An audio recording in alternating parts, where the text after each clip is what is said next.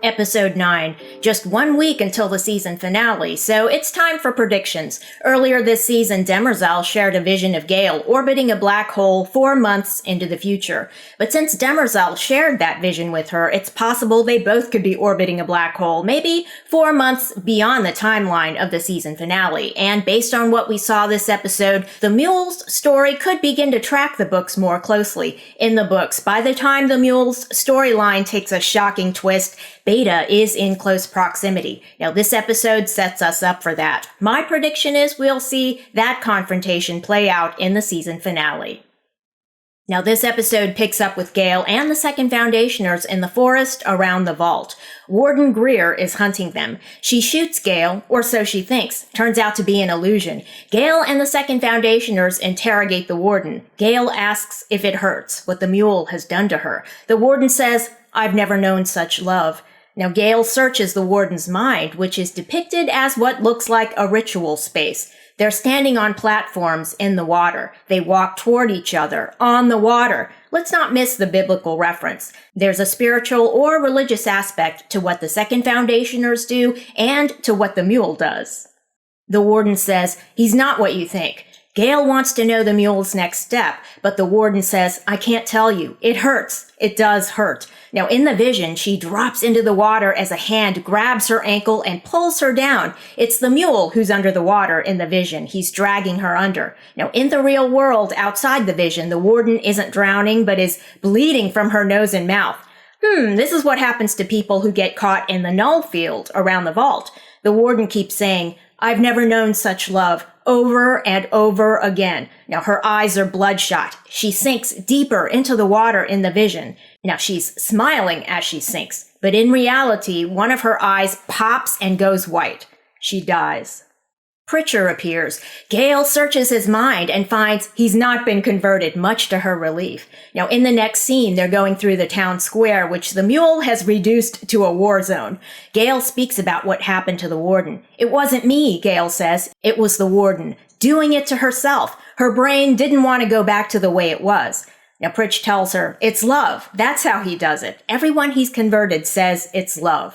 But is it really? We've all heard of fanaticism, which fanatics mistake for love. Gail is telling us that the Warden committed suicide at the Mule's command. So did Mayor Indber. Now let's recall he stuck his head in the sink and drowned himself just because the Mule told him to. We're shown that the Mule's control turns people into fanatics willing to die for him. In an underground shelter, Torin comes out of hiding, along with Ebbling, Miss, and Magnifico. Ebbling is thunderstruck to meet Gail. He mentions that history calls her one of the conspirators who killed Hari Seldon, but people who've studied know the truth. Now, this was back in season 1. Hari chose to die because he had a degenerative brain disease. They made it look like murder. Raish Foss, who was Hari's foster son, did the euthanization. He was supposed to escape afterwards and build the Second Foundation, but Gail interrupted their plan, so Raish put Gail in the escape pod, and later he stood trial for Hari's murder and was executed. Gail was never supposed to lead the Second Foundation. It was supposed to be Raish. In fact, Hari wanted to separate Raish and Gail. At that time, Hari preserved his consciousness in an AI who now lives in the vault to guide the First Foundation. Another AI of his consciousness, designed to guide the Second Foundation, was given a new body by Kalle and allowed to live a full life, which concluded after he built the Second Foundation. Gail probes their minds to find out if they've been converted. Torin asks who she is. Now, she says she leads the Second Foundation, which she and Hari put in place over a century ago. Ebbling, a First Foundationer, is shocked to hear about a Second Foundation. They realize Magnifico hasn't been probed.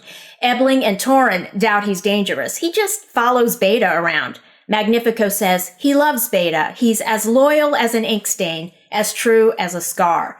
But Gail looks into his mind and sees the Mule there with Magnifico's neck in a chokehold. Magnifico says, "I've never known such love." It's such a scary moment as we find out Magnifico's been converted. They tie him up. Torin says to Magnifico, "Beta saved you from him." Magnifico replies, but the mule saved me a long time ago. You get close and then love gets in. Now that's the physical proximity the mule needs to use his powers. The second Foundationers want to kill him, but Torin pleads for Magnifico's life, saying he's just a victim. Now Gail tells them to put the guns away. She's read Magnifico's mind and will know if he tries to betray them. Gail wants to go to the vault to speak with the AI of Hari, the only person on New Terminus who can't be converted by the mule. Ebling tells her, when the invasion began, I begged him to save us, but he wouldn't even speak. Gail tells him, he'll speak to me. Cut to the next scene. The mule has returned to the medical ward to torment Brother Dawn. Dawn says, shouldn't you be trying to find Gail Dornick? The mule says, I imagine she'll find me. Now, Beta is sitting up, watching them. The mule tells Dawn that the Galactic Council sent word. Maybe they're trying to rescue you? Then he bursts into laughter. They're doing no such thing. They're giving me Trantor, he says. I thought you'd like to see what you're about to lose, besides your legs. Hilarious. The mule is on a roll. He opens a hologram channel to the Empire's throne room, where Ambassador Quent is warning the 3 Imperial subjects that they shouldn't back Empire into a corner, but they're dismissive of her. They tell her, you're here as a courtesy, as a representative from a fallen world, talking about the Foundation. Where is the old man, they ask. Let's get the show on the road. Dusk appears above them in a hologram. He says, better old than a treasonous...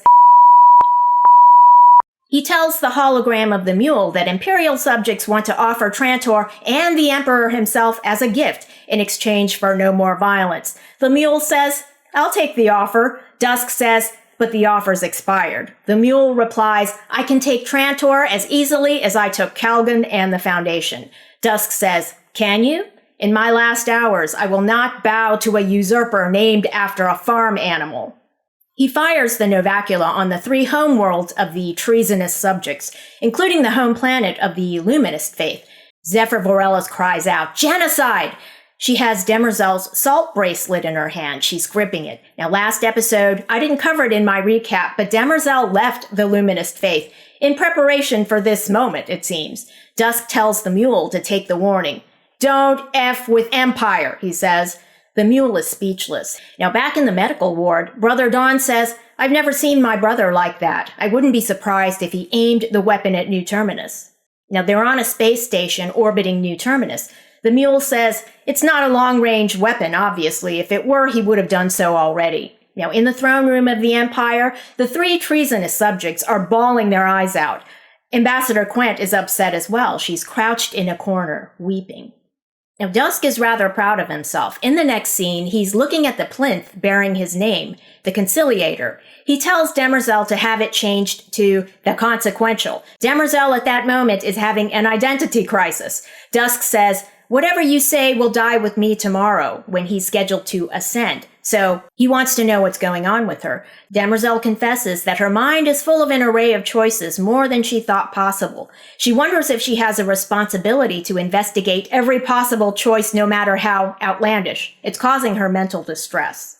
Next scene, Dusk meets with Ambassador Quent, who's incensed at his destruction of 3 planets and the murder of billions of people. He tells her, I was their sacrificial lamb, and now I'm not. Now, she doesn't see it that way. Dusk tells her Hari Seldon justified massive death to make his plan. Quent says, but he did it with intention. You destroyed an entire religion. Now, let me just say at this point, I'm not buying her argument here. She's a first Foundationer and partial to Seldon. He can do no wrong in her eyes, like the mule's followers who won't believe anything bad about him. Dusk says about destroying the Luminists, well, they claim to reincarnate, don't they? He tells Quent he's at peace with what he did. Now later he's having dinner by himself, a midnight supper, his last meal. He's having lamb, which he plucked from Brother Day's menagerie. He's about to feast, but loses his appetite. Demerzel goes to the Great Library on Trantor. She requests a banned book, Kalle's 9th Proof of Folding, which Hari Seldon used to develop psychohistory. Demerzel is reading the book, then looks into the Prime Radiant. She enters the Radiant. It seems she asks for Kalle, who appears and says, you call me Kalle. Am I, though? When Hari Seldon met me, he thought I was the Prime Radiant. I know what you wish me to be, she says. Demerzel seeks her advice. She says Gail Dornick had a vision of the library on Trantor being laid to waste by the mule. At the time, Demerzel lied and said she didn't credit the vision, but she did. It made her think of the robot war. They hid in the library on Trantor, but they were discovered and uprooted. After that, Demerzel was locked in the dungeons for 5,000 years. She says she believes the Second Foundation is important and wants to offer them refuge in the library, as there are many hiding places. But Gail's vision, which is also Demerzel's vision now since she's seen it, seems to indicate the Mule discovers their location in the library. So if Demerzel offers refuge to the Second Foundationers, will she be offering them to the Mule so that the Empire will be destroyed and she'll be free? Now, Kalle tells her, the output has become the input, and you fall through the loop of paradox. If you can't discern your intent from the vision, you can decide later. Demerzel likes that answer. She calls it a deferred betrayal. She and Kalle have a moment of togetherness. Gail enters the vault. Her DNA is coded into the vault, so the null field doesn't affect her. She meets with the AI of Hari and wants to know why he didn't help the First Foundationers during the Mule's invasion. In Season 2, he kept all the First Foundationers safe when the Empire destroyed Terminus, the original homeworld of the Foundation, by pulling all of them into the vault. Now he says to her, "Did I pull?" Gail reasons that the vault is a 4-dimensional object. Hari shifted the vault into 3-dimensional space and brought the First Foundationers within its protection. Hari also reveals he had help building the vault. The principles of Kalle's 9th proof of folding were used. Hari explains that he didn't save New Terminus because he was created as an empty sleeve of a man. So now he's complaining about being an AI. He wants a body, like the other Hari. He says he gave the Prime Radiant to Demerzel as a paradox bomb that would cause her a mad scramble to protect her dynasty. And it is her dynasty. Twice this episode, Demerzel says, "I am Empire." She says it to the treasonous Imperial subjects just before the Novacula destroys their homeworlds. And she says it to the librarian on Trantor when she requests Kalle's banned book. Now, Hari tells Gail the fringe benefit in causing Demerzel a paradox bomb was to force the other Hari, who received a new body and new life, to pay attention to the AI Hari in the vault. He wants to know how the other Hari got a new body, as he wants that for himself. Gail says, "I don't know how he did it, but I can ask him." Now, the other Hari is already dead, but the AI Hari doesn't know that. On condition that she help him get skin in the game, the AI Hari agrees to help Gail move the vault into the 3-dimensional space of the Mule's space station because they can't get in without being detected. Now, Hari and Gail walk out of the vault together to meet their companions. She speaks into Pritchard's mind and tells him, "This AI of Hari doesn't know Hari is dead. Don't tell him." Hari tells Gail, "A word of caution about the Mule. Something's not right. His story doesn't add up." Final storyline, Brother Day in Mycogen. He falls to the bottom of the pit of remediation. It's filled with sludge. Creatures called saprophytes that eat organic matter and turn it into sludge attached to Brother Day. He tries to climb up out of the pit but falls back into the water, which stirs violently. Then he gets caught in a whirlpool and begins spinning. He goes under and drops through a chute. He lands on a grate. Song is operating the chute and drenches him with water. She helps him get the saprophytes off. She places Demerzel's tool, the one he stole, on the ground, and he picks it up. Song tells him she didn't look at her memories, but decided to believe him. She and Ocean Glass tell him to run, but he says he can't leave without the head of the robot from Sunmaster's staff, as he believes it will free Demerzel. He makes his way back to the Sacratorium. He chases Sunmaster up a spiral staircase, and they do battle. Day stabs Sunmaster with the sharp end of his own staff and throws him off the staircase to his death. Day grabs the robot head and begins making his way on foot back to the Imperial Palace. Now, how are we to view this scene on the staircase but as a continuation of Brother Day Cleon 13 from Season 1? Let's recall he walked the spiral to prove to the Luminist faith that he had a soul. Then, as now, he walks a spiral, this time a staircase, which is the shape of the human DNA strand, and by his actions he proves he has a soul. This time his actions are designed to free Demerzel, whom he regards and accepts as his mother. Also, he accepts himself as a flawed human being, which allows him to see the humanity in her as he sets out to atone for the role he's played in her suffering. The episode concludes with Gail's narration. She talks about the paths we choose and the paths that choose us.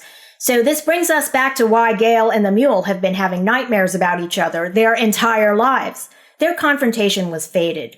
Everyone pays a price from following these paths, she says, but the Mule and I are different. We know exactly where our paths will lead. To each other. To the death.